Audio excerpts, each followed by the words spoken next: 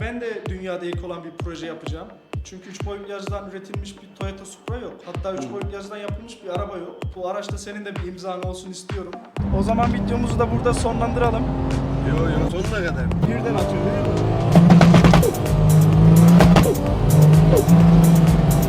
Süremiyor işte.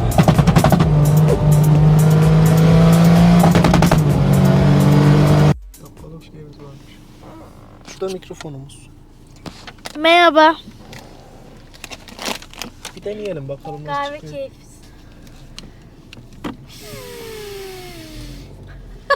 Ne yapıyorsun ya? Parmağımın arasından ses çıktı. Arkadaş, Supra'ya bineceğiz. Arkadaşlar, Video çekmeyi bilmiyoruz ya. video çekiyoruz arkadaşlar. Çekmeyi bilmiyoruz. Kahve içiyoruz arkadaşlar. Ne düşürdün? Mikrofon düştü. Onu şurama tak istersen. Bunu direkt telefona da bağlayabiliyorsun aslında. Hadi bir giriş yap bakalım. Arkadaşlar biz Supra'ya bakmaya gidiyoruz arkadaşlar ya. Hayalim olan, çocukluğumdan beri yarışlarına katıldığım İsmail abinin yanına gidiyoruz. Sen dışarıda seksek oynarken ben İsmail abinin yarışlarına gidiyordum. Vay be. Onun videoları falan da var. Belki bulabilirsem şey yaparız, ekleriz. Sen çektiğin videolar. Aha benim çektiğim. Yemek yiyebilir miyim? Yiyebiliriz. Arkadaşlar. Biz yemek yiyoruz arkadaşlar. Arkadaşlar. Görüşürüz İsmail arkadaşlar. abinin yanına gidince tekrardan başlatırız. Bu test içinde sesimiz geliyor mu, gelmiyor mu? Geliyor mu bilmiyoruz. Aynen öyle. Gelmiyorsa yapacak Belki bir şey yok. çekmiyor da olabilir. Çekmiyor da olabilir. Kısmet. Görüşürüz. İsmail abi, seninle nasıl konuşurum, nasıl yaparım bunları hep kafamda planladım.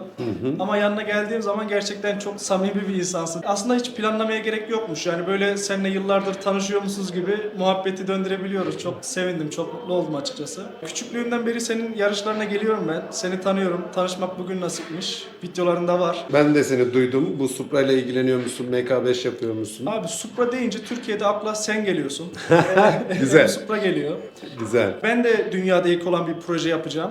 Çünkü 3 boyutlu yazıdan üretilmiş bir Toyota Supra yok. Hatta 3 boyutlu yazıdan yapılmış bir araba yok. Bunu inşallah yapacağız. Dünyada adımı duyurmak istiyorum. Böyle bir projede seni de arkama almayı istiyorum açıkçası. Hiç Bu problem araca yok. da, Elimden ne geliyorsa kardeşim canla başla. bu araçta senin de bir imzan olsun istiyorum. Canla başla sonuna kadar hiç problem yok. İnşallah birlikte bitiririz, yaparız. Senin M-Supra herhalde dünyada adı duyulmuş değil mi? Evet, 2008'de dünyanın en iyi 10 arabasından, yani yapılmış öyle bir olan şey. en iyi 10 arabasından bir tanesini seçti Fransızlar. Fransızlar o dönemde seçtiklerinde, yani Fransızın kendi halkı, yani Türklerin böyle bir şey yapamayacağını söylediler.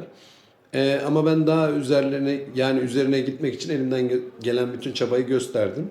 Şu anda senin yaptığın da o, yani yapılamaz denileni yapmak kadar güzel bir şey yok. Evet. Onun için seni tebrik ediyorum bu konuda. Bir de şöyle bir durum vardı abi. O zamanlar sosyal medya bu kadar aktif değil. Aynen. Ama hani biz sosyal medyadan bilmesek de Ankara'da bir İsmail Çam diye bir adam var diyorlardı yani. evet. Hani duyuyorduk. Bir adam var. Nasıl oluyordu, nasıl yapılıyordu onu bilmiyorum ama bunu başarmıştın yani. Bu çok güzel bir şeydi yani. Ben senin adına ben bile çok gururlanıyordum açıkçası. Ve ben bu Supra'yı yaparken ya dedim ki hani ben şimdi bu Supra'ya elimdeki arabayı satıp harcadım.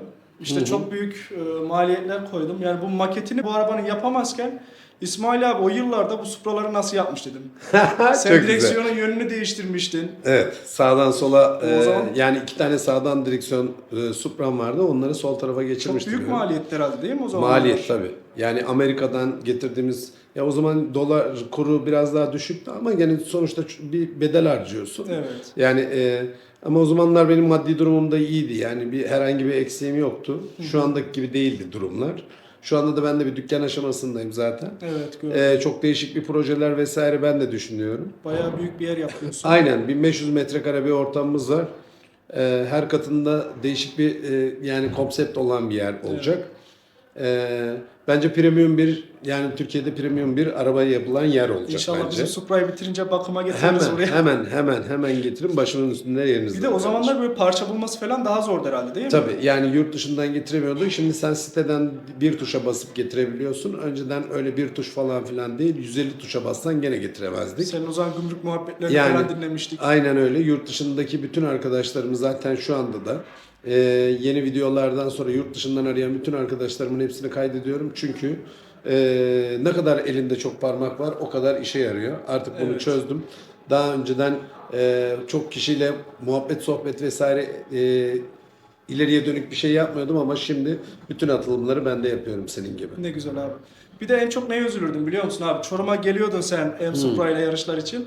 Ama rakibin olmadığı için yarışamıyordun. Araba kenarda duruyordu. Ben Evet. çok üzülürdüm yani. Çok İsmail uzun abi izleyelim çok diye. uzun seneler rakip bekledim. Rakibim olmadığı 14 için yıl ben falan diyordum. evet ben de yarışamadım ya da onlara göre yarıştım. En son şampiyon olanla bir kalkış yapıyordun. En son hatta ben geldiğinde şey yapmıştın. Sen git ben geliyorum tarzı falan yapmıştın. Aynen öyle. Yani kim şampiyon olduysa onunla yarıştım. Birçok kere yarıştım. Yani bunu işte İzmir'de de yaptım, Konya'da da yaptım, Ankara'da da yaptım.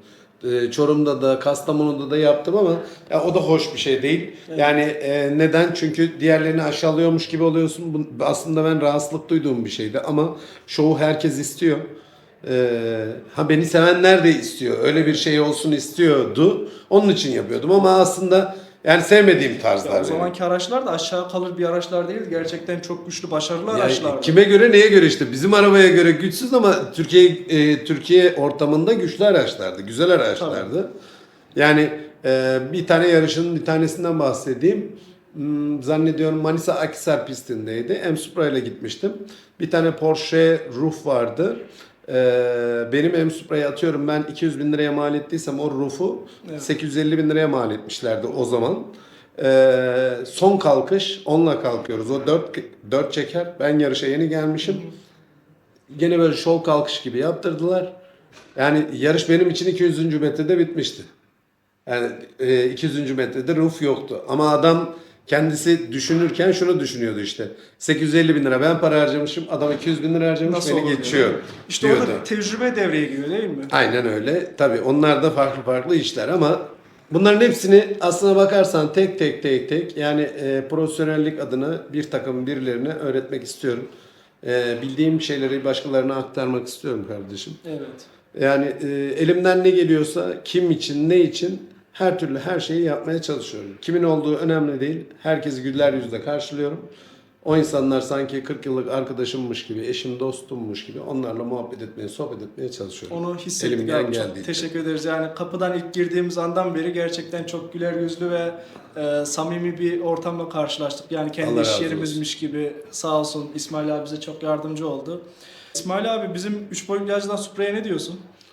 Kardeşim ilk başta bu görüntü bu anlamsız geliyordu ama ondan sonra gördüm yani yaptığın işleri gördüm. Ben de heyecanlanmaya başladım gerçekten. Senin yerinde olmayı düşünemiyorum. Şöyle düşünemiyorum çünkü olmayan bir şey yapmak kadar güzel bir şey yok. Evet. Geceleri uyuyamıyorsundur. Ne bileyim çok tatlı bir huzur vardır içinde. Çok tatlı bir huzursuzluk vardır içinde. Ama mükemmel bir şey. Başarılarının devamını diliyorum. Şöyle söyleyeyim. İnşallah sonuna kadar vardırırsın. Abi çok bu projeyi fazla bitirirsin diye söyleyeyim sana. Vazgeçme isteği geliyor. Belki sen de biliyorsundur. Ama Yo bir şeyler- vazgeçmeyeceğiz. Elimizden ne geliyorsa birlikte bakacağız, kovalayacağız, sonuna kadar Bir götüreceğiz. şeyleri başarıp yaptıkça da böyle önümüze koydukça gerçekten çok Olacak, başarılı oluyor. olacak. Sen böyle kaldığın, tıkandığın yerde alo de bana ben seni tekrardan böyle Teşekkür şekle ederim getireyim. abi. Şimdi Türkiye'de şöyle bir problem var. Küçük düşünüyorlar. Şimdi bana dediler ki body kit üret, ızgara üret, işte ne bileyim tampon üret. Ben direkt araba üretmeyi tercih ettim. Ben dedim direkt 3 boyutlu yağcıyla araba üreteyim. Kim neresini istiyorsa orasına baksın. Evet. Tamponu nasıl üretmişim gelsin orada görsün. Aynen. Izgarasını nasıl üretmişim gelsin orada görsün. Hep büyük düşündüm. İnşallah biz de bir şeyler başarıp dünyada adımızı duyururuz. Türkiye için de güzel bir şey olur. Bence aslında biz buna uğraşırken devlet büyüklerimizin bize sahip çıkması lazım. Yani devlet büyüklerimizin bize sahip çıkıp bizi kol kanat gerip ellerinin altına alması lazım. Bize destekler vermesi lazım. Bizim gibi yani bu tarz işlere gönül vermiş insanların elinden tuttukça biz geri kalmayız, hep ileride olmaya çalışırız. Evet, aynen öyle. Onun için de devletin mutlaka bize destek olması lazım. Sana da tavsiyem mutlaka devlet kanallarının yani bir şekilde çözmeye çalışacağız. Abi bir de bizim şöyle bir artımız var. Bu aracı geri dönüşüm ham maddeden üretiyoruz. Çok güzel. Yani çöpe gidecek bir malzemeyi biz dönüştürüp araba üretiyoruz. Harika, mükemmel bir Bu şey. da çok yani. güzel bir gurur veriyor bana açıkçası. Yani mükemmel bir şey ama bunun değerini bilen insana önemli bize. Yani- Yani gerçekten değerini bilen kimse yok. Bu Biz devlet için de çok büyük bir biz kazanç kendimiz aslında. camdan çöpe atarken zevk alan insanlarız çünkü kardeşim. Onu Maalesef. götürüp çöpe atabilecek insanlardan oluşmuyor ne yazık ki. Ama bunlar daha geliştikçe işte bundan zevk alabilmek, işte atık maddeyi tekrardan dönüştürebilmek bunlar çok güzel şeyler. Evet, çok büyük gurur da veriyor açıkçası. Yani ülkem için bir şey yaptığıma da inanıyorum. Harika. Şimdi benim bu yaptığım işlerde abi, yani ben hastaneye mesela yurt dışından bir parça geliyor. 700 euroya geliyormuş bu MR cihazının bir parçası. Ben bunu 3 boyutlu yazıcıyla 100 TL'ye üretebiliyorum. İşte ben de sana söylemeye çalıştım. Gene buraya denk geliyoruz. Devlet büyüklerinden destek alacağız. Evet, çünkü ülkemiz için de çok faydalı. Aynen öyle. Aynen öyle. Devlet desteklerse ben şu an 100 liralık malzeme yapıyorsam belki yarın 5 milyonluk bir parça Bu yapacağım. kadar. Bu kadar. Devleti de bir Ya katkı ileride olacak. savunma sanayinde bile kullanabileceğimiz binlerce parça var. Evet. Bir de maddiyattan öte şöyle bir durum var. Pandemi döneminde abi yurt dışından yedek parça getiremediler. Gümrüklerde sorunlar yaşandı. Aynen. Ama bana gündüz verdikleri parçayı ben bir saat içerisinde üretip hastaneye teslim edebildim mesela. Ya işte bunu göstermen lazım. Sen kendini göstereceksin. İşte burada, kamerada, orada, burada, YouTube kanalımızda, diğer mecralarda her yerde göstermemiz lazım ki Evet. sen büyüyesin. Sen büyüdükçe zaten bu işte bütün bizden istenileni geri yerine koyabilmek önemli. Evet. Çok teşekkür ederim, yani sen de destekçimiz oldun. Ben ne zaman baş tacısın, ne zaman istersen yanındayım. Hiç Çok problem teşekkür yok canım ediyorum benim. abim. Bir de Supra'yı çok merak ediyorum ben açıkçası. İlla gezeceğim diyorsun. Biraz gezebilirsek iyi olur. Yani Tamam. sürekli dışarıdan görüyoruz ama içerisinde bir havasını soluyum istiyorum açıkçası. Olur. Onunla da gezelim kuzum. Çok teşekkür ederim. Ben teşekkür ederim.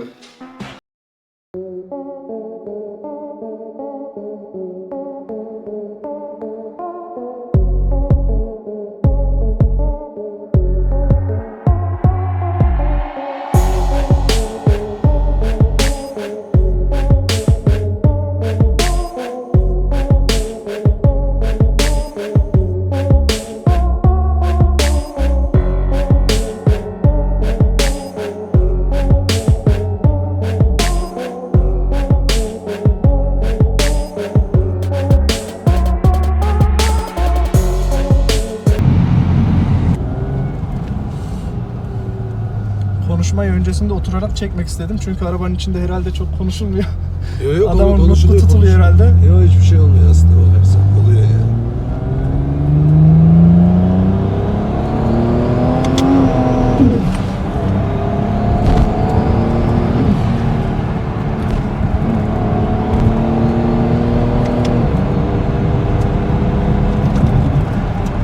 Tutulan sensin, ben değil. Yani ben alışık olmadığım için şimdi biz 200 beygir arabaya biniyoruz. Bu neymiş falan diyoruz abi. Bu araba 1400 beygirleri gördü herhalde değil mi? Evet. Şimdi şeyden sonra bu dükkan açıldıktan sonra 3.4 litre yapacağım. 1700 beygirleri falan planlıyoruz şu anda. Allah kaza bela vermesin. Tabii inşallah. Sen çok fazla da kaza atlattın herhalde. Ya öyle de değil, demeyelim yani. Demeyelim mi? Tecrübe mi oldu? Evet, öyle tecrübeler oldu diyelim. Böyle güçlerde bir arabayı zapt etmek de çok zor yani. Zor olmaz olur mu ya? Daha demin gördün işte. Birden atıyor değil mi?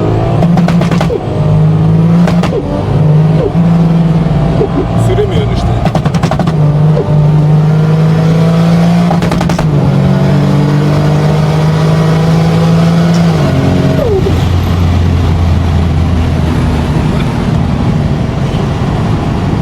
Daha ibreye hiç bakamıyorum ama.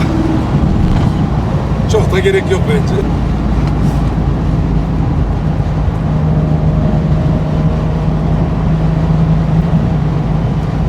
Normalde şu arabaların boyunluğunu niye yaparlar diyordum. Bu Evet, yüzden yapıyorlarmış onun için demek ki. yapıyorlar. Yani boynunu Aslında- arkadan çekemiyorsun. Öyle de aslında o söylediğin gibi değil. Arkadan çarpmalar için yapılan şeyler. Birden kırmaması için değil mi?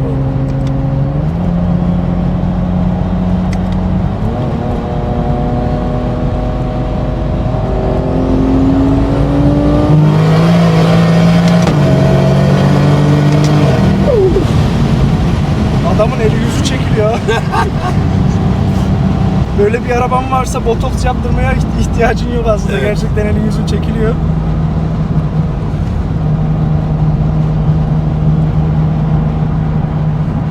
Ve şu an yerler falan soğuk, lastikler de ısınıyor Evet. değil mi abi?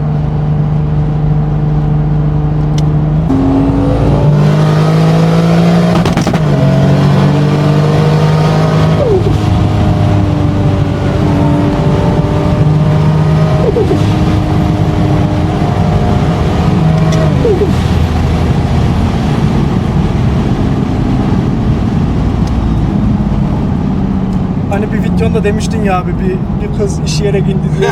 Şu an o duruma düşmemek için kendimi zor tutuyor. Yo işeme. Bir sürü para veriyoruz ondan sonra temizletmeye. Gerçekten abi çok yani anlatılmaz yaşanır diyorlar ya, gerçekten öyle bir duygu.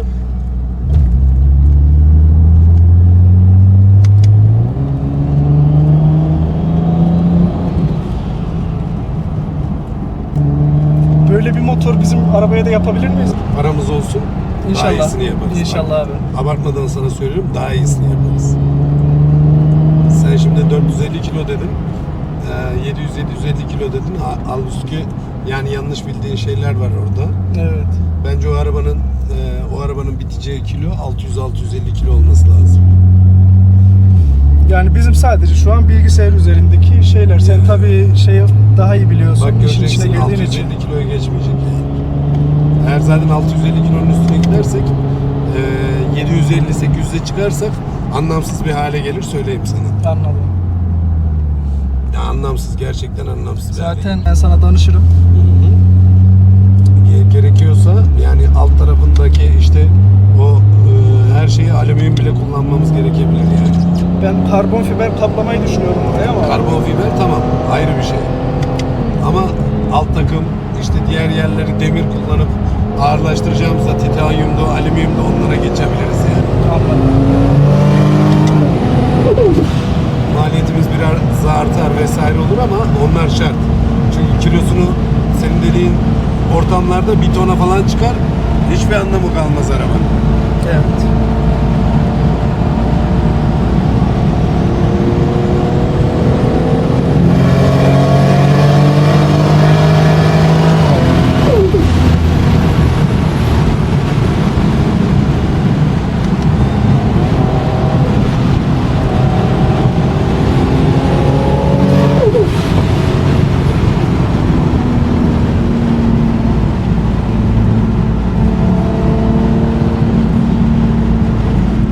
Şu gezdiğim versiyon bizim günlük kullanım versiyonumuz. 0.8 bar basıyoruz. Normalde 2.5 bar, 3 bara kadar çıkıyoruz. Ya bu nasıl günlük kesmiş? Bu günlük kullanımımız bu. Gerçek içim çekildi yani şu an ya.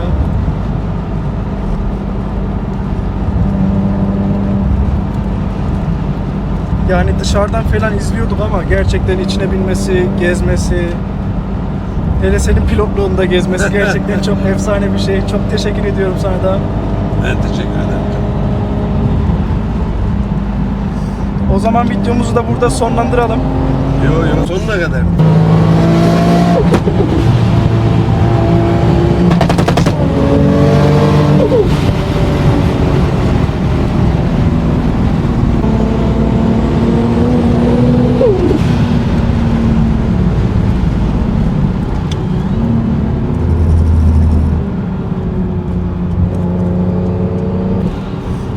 Sen nasılsın arkada?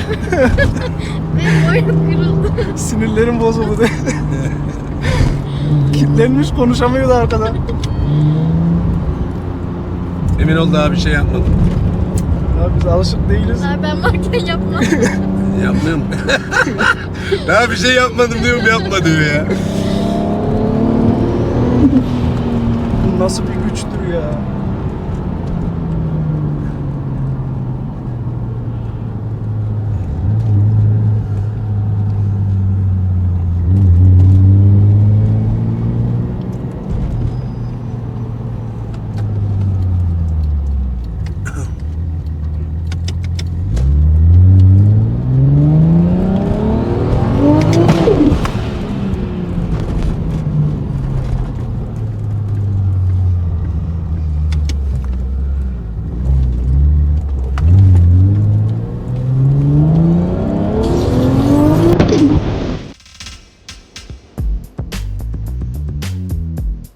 Hey yo, chill, man. Why don't you kick over that? You know how you do it, man. It's a trip, people. But to be stupid, you know. İsmail abi çok güzel bir gündü benim için. Gerçekten unutamayacağım bir gündü.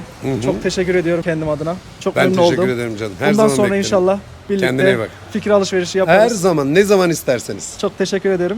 Bizim kanal değerlenecek inşallah. İsmail abi sen bir abonelik iste bizim Aynen, için. lütfen abone olun. Çok teşekkür ederiz. Arkadaş yeni içerikler üretebilsin sizin için. Beğenip Görüşmek abone üzere. olmayı Kendinize iyi bakın. unutmayın. Görüşürüz. Abone olun.